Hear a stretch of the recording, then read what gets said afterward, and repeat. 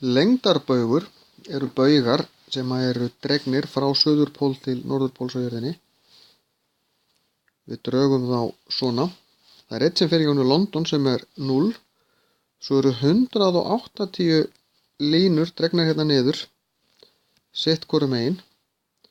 180 gráður í vestur og 180 gráður í austur. Ísland er cirka bát svona frá 13 og upp í 24 í vestur. Við erum semst ekki á 0 baugnum, við erum örlítið vestar.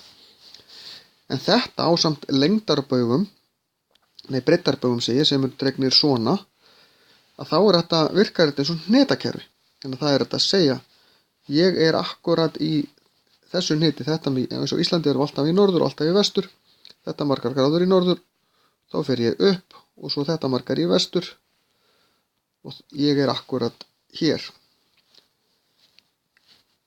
Og GPS-kerfi og staðsetningakerfi þau vinna út frá þessu hnetakerfi.